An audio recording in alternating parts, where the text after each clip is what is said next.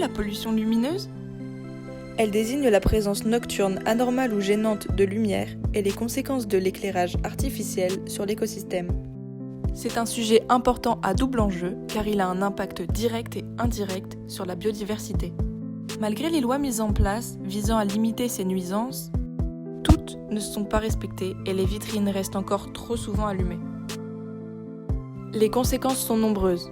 Elles perturbent la qualité du sommeil, la migration des oiseaux, Provoque une baisse de la pollinisation par les abeilles et indirectement, cette surconsommation d'électricité engendre des émissions de CO2 importantes. Face à ces différentes problématiques, nous avons choisi d'agir à notre échelle sur la pollution lumineuse.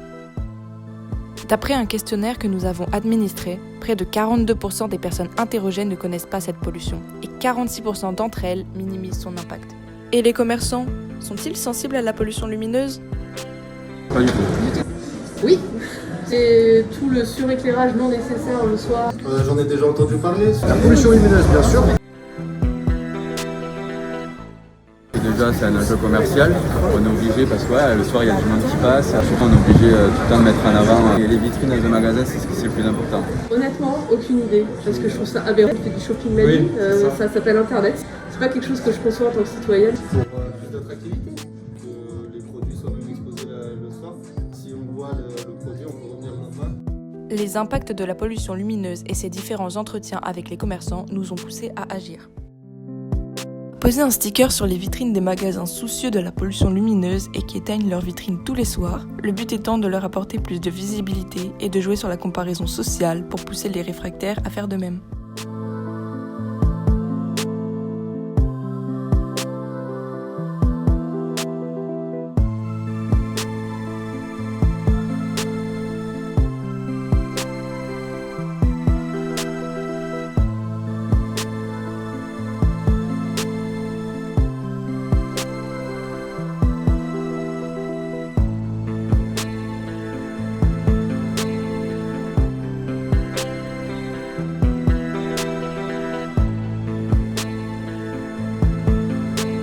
Et pour le futur ?